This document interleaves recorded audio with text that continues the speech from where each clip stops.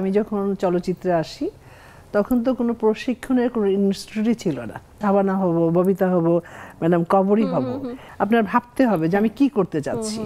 এত লাইটের মধ্যে কাজ করতে হচ্ছে, ওরে বাবারে গরম, ওরে বাবারে এটা কিন্তু করা যাবে না। সবার অনুপ্রেরণা আপনি আপনি একজন অ্যাক্টর, আমাদের স্বনামধন্য অ্যাক্টর। তো অ্যাক্টিং স্কিলটা তো অনেকেরই, মানে এই প্রফেশনে আসাটা অনেকের স্বপ্ন। কেউ প্রশিক্ষণ নিয়ে আসছে, কেউ প্রশিক্ষণ না নিয়ে আসছে। আপনি তাদেরকে কিভাবে করে অনুপ্রাণিত করবেন এবং সাথে সাথে উপদেশ দিবেন? আসলে আমার কথা বলছি, আমি যখন চলচ্চিত্রে আসি তখন তো কোনো প্রশিক্ষণের কোনো ইনস্টিটিউটই ছিল না।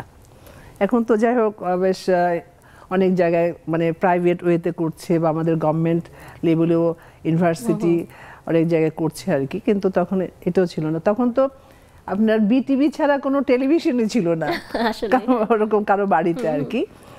তো শেখার তো কোনো প্রশ্নই ওঠে না। আসলে কি হলো জানেন, এটা আমার যেটা হয়েছে আর কি, যে আমি যখন বুঝতে শিখেছি তখন থেকে কিন্তু আমি ছবি দেখতাম খুব, ম্যাডাম কবরী, শাবানা, ববিতা ওনাদের। কারণ আমার বাড়ি হলো আপনার রাজবাড়ি, গোয়ালন্দ। তা রাজবাড়িতে হল ছিল, এখন সেটা ভেঙে দিয়েছে, পরবর্তী অনেক হল হয়েছে। যাই হোক, আমাদের বাড়ি থেকে বেশি দূরে ছিল না হলটা, মানে হয়তো 10 মিনিট 15 মিনিট লাগতো আর কি যেতে। তো আমরা তখন তো সবে বুঝতে শিখেছি। তো আপনার সন্ধ্যার যে শোটা হতো, আমাদের বাড়ির পাশে একটা মসজিদ ছিল, যে আজান দিলে আজানের পরে শোটা শুরু হবে। যাই হোক, আমি এইখান থেকে কিন্তু আমার এই চলচ্চিত্রে আসা, আর অভিনয় করব, শাবানা হব, ববিতা হব, ম্যাডাম কবরী হব, এটা কিন্তু আসলে এই ছোটবেলা থেকে কিন্তু আপনার নেক থাকতে হবে, আপনার ভাবতে হবে যে আমি কি করতে চাচ্ছি।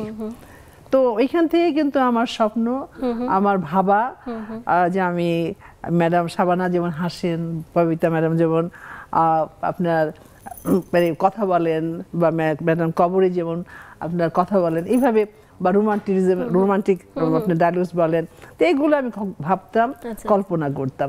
এখান থেকে কিন্তু আমার এই চলচ্চিত্রে আসা। কত বছর বয়সে আপনার? আমি তখন মনে হয় কি বলবো, সাবেলিকা হয়েছে তো 12, 13, 15, 16 এরকমই হবে বয়স আর কি। তখন আমি আসছি, কিন্তু ভাবাটা কিন্তু অনেক ছোটবেলা থেকে, যখন আমি বুঝতে শিখেছি। আসলে ব্যাপারটা কি হলো, যেটা আসলে যদি স্কুল কলেজ তো প্রয়োজন আছেই জানার জন্য, আপনার শিখার জন্য, যত পড়বেন ততই আপনি শিখতে পারবেন, হ্যাঁ শেষ নাই।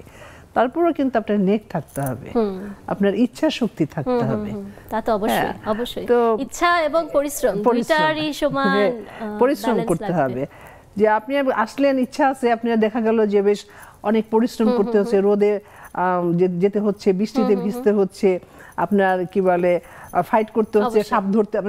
আমার ব্যাপারটা যেটা আমি বলছি, এত লাইটের মধ্যে কাজ করতে হচ্ছে, ওরে বাবারে গরম, ওরে বাবারে এটা কিন্তু করা যাবে না।